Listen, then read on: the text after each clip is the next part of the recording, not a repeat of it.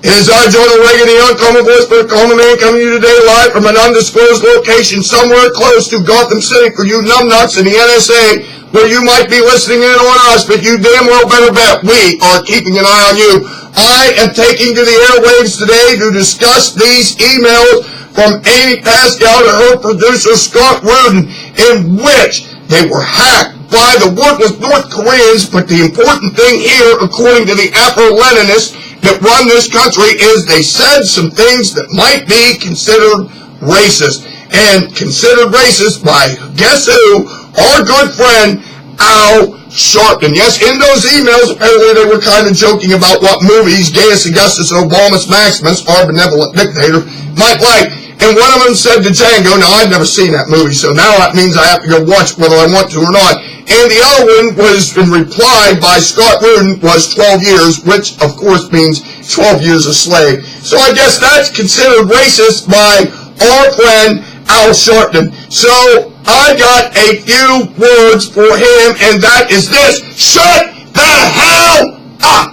We don't want to hear anything that comes out of your worthless Afro-Leninist mouth, because you, sir, are part of the problem that we have with racism in this country. And you may say, well, why is that, Charlie? Well, my God, I'm going to tell you why. Because with Al Sharpton, it cuts one way and one way only. If you are white, or you are a conservative, or you are a Christian, or all of the above, somehow, some way, you are a racist. So, of course, when those emails came out, she had to apologize to Reverend Al to make nice with the Afro-Leninist leftists that run this country. But by God, she may have apologized, but if it was me, I wouldn't. I'd have looked him right in the face and said, why don't you kiss my lily white ass, you worthless piece of shit, you. And I'm going to prove to you once and for all that these damn Afro-Leninists that run this country are nothing but bad news bears. Now, Al Sharpton, after all this thing that went on in Ferguson, Missouri, and the choking in New York City, or whatever the hell all that shit was of course on the airwaves blaming white people, blaming the cops, blaming somebody instead of the person that's really responsible for this, and that's Gaius Augustus Obamus Maximus and the Democrats for allowing these black people to live in poverty. But we don't want to talk about that. But right after this incident in Ferguson, Missouri, if you remember, the new Black Panther Party was arrested for plotting to blow up the Gateway Arch in St. Louis. That's right, the new Black Panther Party was going to blow up the Gateway Arch in St. Louis in some sort of reprisals for the Michael Brown shooting. But we don't want to talk about that. But of course, the new Black Panther Party is probably standing around there waiting until there were a majority of white people in the Gateway Arch, and then they were going to blow it up as a reprisal for that horrible shooting. And we never heard a word from Al Sharpton about what the new Black Panther Party was up to. But why should he?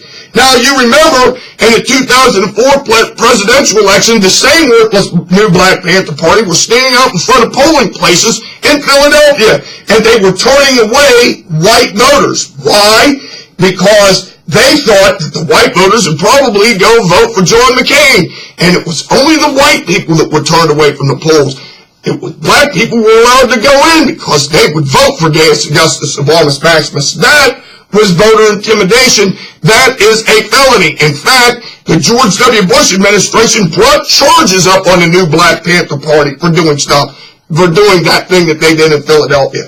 Now, sure enough, when Obamus Maximus takes office and Eric Green Card Holder is the Attorney General, those charges were dismissed. But of course, that's not race baiting in any shape, manner, or form whatsoever. I'll go on. Now remember what happened in the Duke lacrosse place. There were 3 lacrosse players at Duke University, which is predominantly white, by the way, and wealthy white people to boot.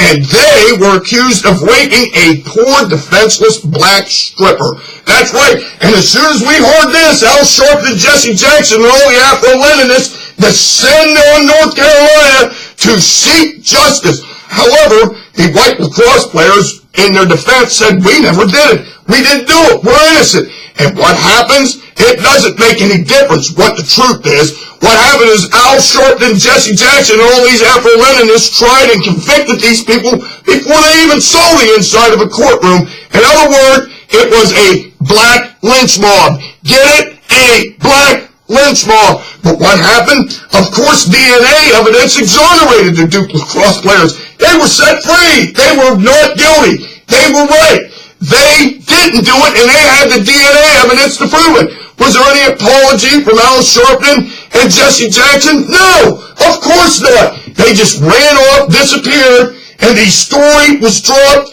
You never heard another word about it. And then there's this little incident in Florida with George Zimmerman. You remember George Zimmerman, the white Hispanic who was, tried and convicted by the same Afro-Leninist court of inquiry, and he also was found innocent. Now, you remember George Zimmerman, what the New York Times called the white Hispanic, and let me tell you something.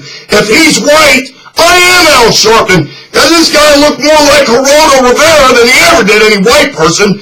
And remember how all these damn leftists tried to doctor up all the 911 tapes? They doctored up Zimmerman's head because they didn't want to see the cuts and bruises that St. Trayvon Martin actually put on this guy. The whole thing was a fraud and a setup to try and fan the flames of racial hatred, and they almost got away with it. But a court of law said that Zimmerman, the white Hispanic, was also found innocent. Was there any apologies from Sharpton and Jackson? Because they tried him before he saw the inside of the courtroom the same way that they did the Duke lacrosse players. Of course there wasn't an apology. There never will be an apology. And as I have said before, but when situations like this come up, it is well worth reiterating. You damn Afro-Americans need to wise up and understand just exactly what's going on here. Al Sharpton, Jesse Jackson, the NAACP are paying you for a bunch of suckers. That's right. They are using you to promote their African Leninist propaganda, and that's all there is to it. They want you to think that the white man is out picking on the black man all the time. When the truth is, it's them. They're the ones that allow you people to languish in poverty. I don't know how many times I have to say it, but I will keep saying it until it gets into your thick fucking heads. Until next time, this is your favorite conservative, Joel Reagan, saying this to you right now. Gee whiz, I am so sick of listening to Al Sharpton and his big reverse racist mouth, and if he doesn't shut the hell up, then somebody should sue his black ass, and then real justice will be done. Until next time, I say this to you now, over and out.